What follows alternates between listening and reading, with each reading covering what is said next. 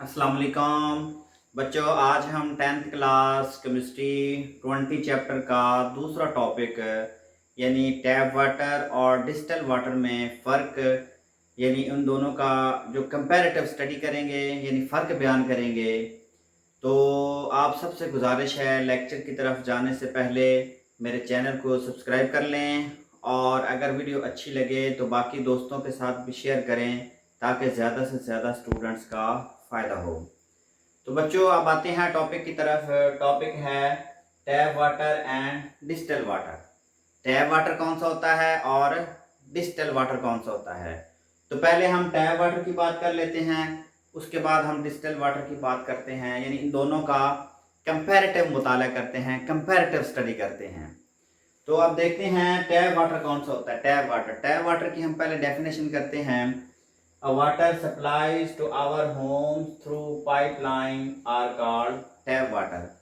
यानी वो पानी जो हम घरों में इस्तेमाल करते हैं या हमारे घरों में या दुकानों में या दफ्तरों में जो पानी हम इस्तेमाल करते हैं उसको हम कहते हैं टैप वाटर। तो इसका सोर्स क्या है, इसको हम कहाँ से लेते हैं। इसके सोर्स हो सकते हैं, it is obtained from underground water, rivers, lakes and canals. यानी ये वो पानी होता है जिसको हम अंडरग्राउंड यानी ज़मीन से पानी निकालते हैं, या जो जो हम ज़ेर ज़मीन ज़खायर पानी से लेते हैं, दरियाओं से लेते हैं, झीलों से लेते हैं या तालाबों से लेते हैं या ग्लेशियर से जो पानी लेते हैं, उस पानी को हम क्या कहते हैं, टैप वाटर। यानी वो वाटर या वो पानी जो हम घरों में, दुकानों में या दफ्तरों में इस्तेमाल करते हैं, जो हमें अंडरग्राउंड पानी से या दरियाओं से या ग्लेशियर से या तालाबों से जो हमें पानी मिलता है उसको हम क्या कहते हैं, टैप वाटर कहते हैं, या आम उर्दू में इसको हम नलके का पानी भी कहते हैं या टैप वाटर कहते हैं। तो इस पानी के अंदर it contain minerals and salts. यानी जो पानी हमें तालाबों से मिलता है या अंडरग्राउंड पानी से मिलता है या दरियाओं से मिलता है या समुद्रों का जो पानी है या जो ग्लेशियर का पानी है उसको हम टैप वाटर कहते हैं। और उस पानी के अंदर क्या होती हैं, मुख्तलिफ मिनरल्स होती हैं, मुख्तलिफ साल्ट्स होते हैं, मतलब माइक्रो ऑर्गेनिज़म मुख्तलिफ साल्ट्स होते हैं, मुख्तलिफ हार्मफुल माइक्रो ऑर्गेनिज़म्स हो सकते हैं।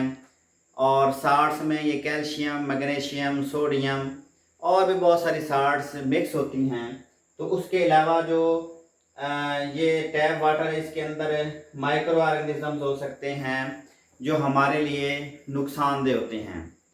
तो बच्चों ये जो टैप वाटर है इसकी पीएच कितनी होती है, पीएच रेंज इसकी 6.5 से लेके 8.5 तक होती है। ये जो टैप वाटर है उसकी पीएच रेंज 6.5 से लेके 8.5 तक होती है। तो बच्चों इस पानी को इस्तेमाल करने के लिए हमें इसको फिल्ट्रेशन करनी पड़ती है या क्लोरीनेशन करनी पड़ती है। इस पानी के अंदर क्लोरीन या फ्लोरीन को मिक्स करना पड़ता है ताकि इसके अंदर जो माइक्रो ऑर्गेनिज्म होते हैं यानी जो वायरसेस होती हैं, जो बैक्टीरिया होता है या और माइक्रो ऑर्गेनिज्म होते हैं उनको ख़त्म करें और उसको हम काबिल इस्तेमाल बनाएं या पीने के काबिल बनाएं। तो मतलब जो टैप वाटर है उसको पीने के काबिल बनाने के लिए इसकी क्लोरीनेशन की जाती है। और दूसरी मेन बात, ये जो टैप वाटर है इसके अंदर जो मुख्तलिफ साल्ट्स होती हैं या मुख्तलिफ आइंस होते हैं, यानी कैल्शियम आइंस है या मैग्नीशियम आइंस हैं या मुख्तलिफ साल्ट्स होते हैं, उन साल्ट्स की वजह से ये जो टैप वाटर होता है ये गुड कंडक्टर होता है हीट एंड इलेक्ट्रिसिटी का। ये गुड कंडक्टर होता है, good conductor of heat and electricity. यानी ये जो टैप वाटर है वो हीट और इलेक्ट्रिसिटी का गुड कंडक्टर होता है। तो ये वाली जो प्रॉपर्टीज थी ये टैप वाटर की प्रॉपर्टीज थी। और उसके बाद हम आते हैं इसके डिस्टिल वाटर की तरफ।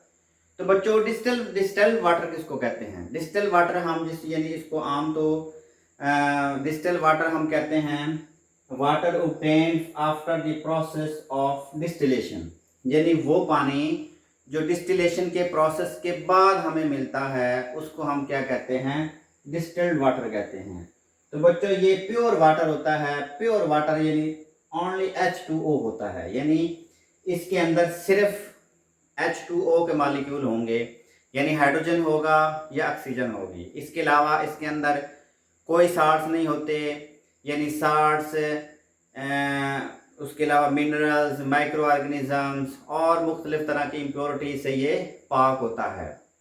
तो ये डिस्टिल वाटर हम कैसे हासिल करते हैं, ये प्रोसेस है डिस्टिलेशन वाला। तो डिस्टिलेशन प्रोसेस कौन सा है, तो डिस्टिलेशन प्रोसेस में बच्चों हम पानी को गर्म करते हैं, उसके भाप में कन्वर्ट करते हैं, यानी पानी को गर्म करने के बाद भाप में तब्दील करते हैं और उस भाप को किसी और बर्तन में डाल के फिर ठंडा करके उस भाप को दोबारा पानी में तब्दील किया जाता है, जिससे वो भाप जब दोबारा पानी में तब्दील होता है तो वो एक डिस्टिल वाटर बन जाता है, यानी वो एक प्योर वाटर होता है। तो यहाँ पे लिखा हुआ है कि पानी को गर्म करके भाप में तब्दील करते हैं और फिर इस भाप को ठंडा करके दोबारा पानी बना लेते हैं। इससे क्या होता है, इससे जो मुख्तलिफ कसाफ़तें होती हैं, जो मुख्तलिफ साल्ट्स होते हैं या मुख्तलिफ आयंस होते हैं या मुख्तलिफ माइक्रो ऑर्गेनिज्म होते हैं, वो ख़त्म हो जाते हैं और पानी बिल्कुल प्योर वाटर हो जाता है, बिल्कुल प्योर फॉर्म में होता है, H2O की फॉर्म में होता है। तो उसको हम डिस्टिल वाटर कहते हैं। हम दूसरे अल्फाज में हम कह सकते हैं जो डिस्टिल वाटर है वो बिल्कुल प्योर वाटर होता है, यानी वो माइक्रो ऑर्गेनिज्म से या साल्ट से या उसके अलावा जो मिनरल्स हैं या मुख्तलिफ तरह की इम्प्योरिटीज़ हैं उससे वो पाक होता है। तो बिल्कुल प्योर वाटर होता है, इसको हम कहते हैं डिस्टिल वाटर कहते हैं। तो बच्चों डिस्टिल वाटर को हम कहाँ कहाँ इस्तेमाल कर सकते हैं, तो बच्चों जो डिस्टिल वाटर है इसको प्योरिटी की वजह से इसको हम लेबॉर्ट्रीज के अंदर इस्तेमाल करते हैं, उसके अलावा मेडिकल फील्ड के अंदर इस्तेमाल करते हैं, यानी मेडिसिन बनाने के लिए इस्तेमाल करते हैं, उसके अलावा इंडस्ट्रीज़ के अंदर इस्तेमाल करते हैं, उसके अलावा कार बैटरीज के अंदर इस्तेमाल करते हैं, उसके अलावा स्टीम आयरन के अंदर इस्तेमाल करते हैं टू प्रिवेंट मिनरल डिपॉजिट्स।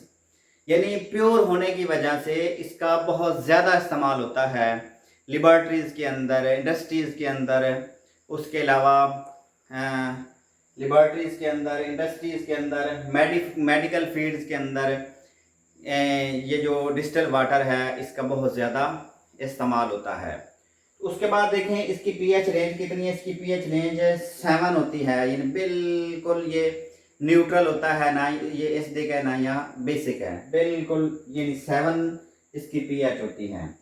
उसके अलावा यहाँ पे लिखा हुआ है कि it is free from salts and minerals and micro organism, यानी इसके अंदर साल्ट्स, मिनरल या माइक्रो ऑर्गेनिज्म नहीं होते, यानी एब्सेंट होते हैं, इसलिए इसको हम प्योर कहते हैं। तो जो प्योर वाटर होता है ना, प्योर वाटर, उसको ये बैड कंडक्टर होता है हीट एंड इलेक्ट्रिसिटी का, ये बैड कंडक्टर होता है, बैड कंडक्टर, यानी जो प्योर वाटर है उसमें से करंट नहीं गुजर सकता, प्योर वाटर में से करंट नहीं गुजर सकता, और जो टैप वाटर होता है उसमें से करंट गुजर सकता है। तो हम ये कह सकते हैं कि जो पानी के अंदर करंट नहीं गुजरता, बल्कि पानी के अंदर जो साल्ट्स होते हैं, ये जो आयंस होते हैं, उनकी वजह से करंट गुजरता है। तो ये बच्चों हमने इसका कंपैरेटिव स्टडी की है टैप वाटर की और जो डिस्टिल वाटर है। तो एक और बात है, ये जो डिस्टिल वाटर होता है इसको अगर चाहे हम पीने के लिए तो इस्तेमाल कर सकते हैं, लेकिन इसके अंदर वो ज़रूरी साल्ट्स नहीं होते जो हमारी बॉडी को रिक्वायर होते हैं, इसलिए इसको ज़्यादा पीने के लिए इस्तेमाल नहीं किया जाता। यानी अगर चाहे पीने के लिए ये महफूज है, लेकिन इसमें इंसानी जिस्म के लिए ज़रूरी मौदनियात नहीं मौजूद होती, इसलिए आयंस की गैर मौजूदगी की वजह से ये पानी बिजली का कंडक्टर नहीं होता और इसको पीने के लिए भी ज़्यादातर इस्तेमाल नहीं करते। तो बच्चों ये आज का टॉपिक था टैप वाटर और डिस्टिल वाटर। तो इस ये जो इनके पॉइंट्स, इनको अच्छे तरीके से तैयार करना है। ये लॉन्ग क्वेश्चन भी आ सकता है और इसमें से शॉर्ट क्वेश्चन भी आ सकते हैं। ये फ़र्क आ सकता है कि टैप वाटर और डिस्टिल वाटर में फ़र्क बयान करें। इस तरह क्वेश्चन आ सकता है कि जो टैप वाटर है वो गुड कंडक्टर है, जबकि डिस्टिल वाटर है वो गुड कंडक्टर नहीं होता।